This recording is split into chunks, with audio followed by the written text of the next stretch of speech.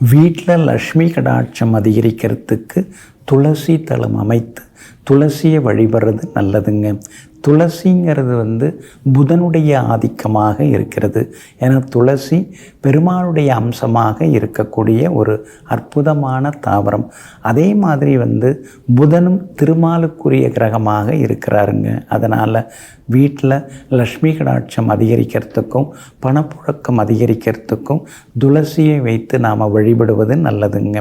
அதே மாதிரி உங்கள் ஜாதகத்தில் புதன் பலவீனமாக இருக்காரா, அப்போ நீங்கள் துளசி செடியை வளர்ப்பதன் மூலமாக அந்த புதனுடைய ஆதிக்கம் அதிகரிக்கிறதுக்கு வாய்ப்பு இருக்குதுங்க.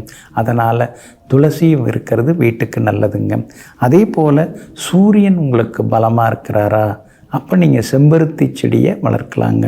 அல்லது சூரியன் பலவீனமாக இருந்து சூரிய பலத்தை அதிகப்படுத்தணும்னாலும் நீங்கள் செம்பருத்தி வளர்க்குறது ரொம்ப நல்லது. ஹைபிஸ்கஸ் ரோசா சைனிசஸ் அந்த செம்பருத்தியிலே மெரூன் கலரில் இருக்கிற செம்பருத்தி, வெள்ளை நிற செம்பருத்தி, இந்த ரெண்டுக்குமே விசேஷ குணங்கள் அதிகமாக உண்டு. இந்த ரெண்டு நிறங்கள் கொண்ட செம்பருத்தியும் சூரிய பலத்தை அதிகப்படுத்திக்கிட்டே போகும்.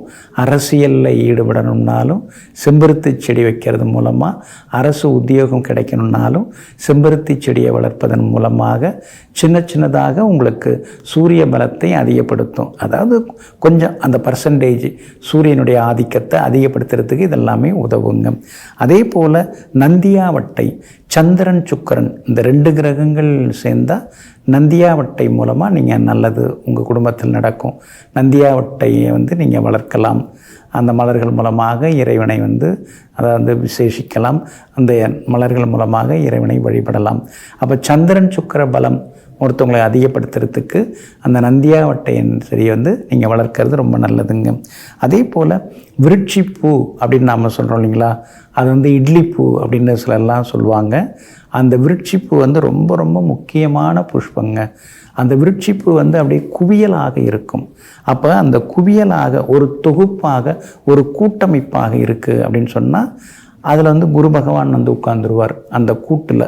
அதுக்கடுத்து புதனும் அந்த விருட்சிப்பூவுக்கு அதிபதியாக வரார்.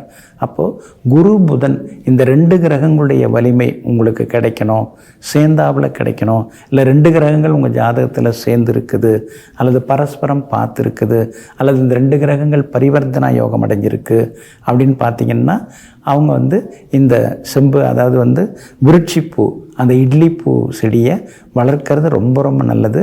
அது உங்களுக்கு ஒரு பாசிட்டிவ் எனர்ஜியெல்லாம் கொடுக்க ஆரம்பிக்குங்க.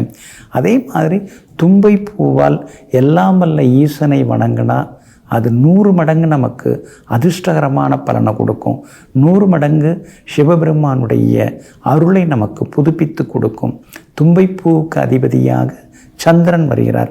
அப்போ சந்திரகேஸ்வரராக, அந்த சந்திர மௌலீஸ்வரராக, அந்த சந்திரனை பிறையை அணிந்து கொண்டிருக்கும் எல்லாம் வல்ல சிவபெருமானுடைய சிவகடாட்சம் நமக்கு அதிகரிக்கிறதுக்கும், மனோபலம், தாயாருடைய ஆயுள் ஆரோக்கியம், நினைவாற்றல், ப்ரெசன்ஸ் ஆஃப் மைண்டு இதெல்லாம் கிடைக்கிறதுக்கு நாம் தும்பை பூச்செடியை நாம் வீட்டில் வளர்க்கலாம். அந்த தும்பை பூவால் எல்லாம் வல்ல சிவபெருமானை வணங்கலாம். சிலர் ஸ்படிகலிங்கம் வச்சு தினந்தோறும் அபிஷேகம் பண்ணுறவங்களாம் இருக்காங்க.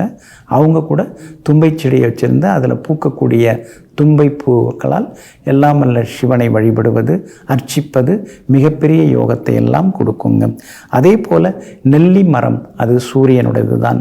அந்த நெல்லி மரம் இருக்கிறதாலே சூரியனுடைய ஆதிக்கம் நமக்கு அதிகமாக சேரும். அதான் நிர்வாகத்திறமை, ஆளுமைத்தன்மை அதெல்லாமே அதிகமாக சேருங்க. இப்படி நம்ம ஜாதகத்தில் சொல்லப்பட்டிருக்கக்கூடிய ஒவ்வொரு கிரகத்துக்கும் சொல்லியிருக்கக்கூடிய விருட்சங்கள், மரங்கள், அதுக்கடுத்து செடி கொடிகள் இதெல்லாத்தையும் நாம் வளர்ப்பதன் மூலமாக அந்த கிரகங்களால் ஏற்படக்கூடிய பாதிப்புகள் குறைவதோடு மட்டும் இல்லாமல் அந்த கிரகங்களால் இருக்கக்கூடிய பலவீனங்கள் குறைஞ்சி அந்த கிரகம் பலமடைந்து நமக்கு பலன் அதிகரிக்கிறதுக்கான வாய்ப்புகள் இருக்குதுங்க. அதனால் பார்க்குற ஒவ்வொரு பொருளையும் நாம் கிரகமாக பார்த்தோம்னா நமக்கு கிரகங்களுடைய அனுகிரகம் கூடிக்கொண்டே போகுங்க. நெஞ்சிற்கினியவர்களே, சுக்கிரவாரம் ஆகிய இன்றைய நாள் உங்களுக்கு அனைத்து அதிர்ஷ்டங்களையும் அள்ளித்தரும் நல்ல நாளாக அமையட்டும். மீண்டும் சந்திப்போம். நன்றியுடன் உங்கள் ஜோதிட முனைவர் KP வித்யாதரன். வணக்கம்.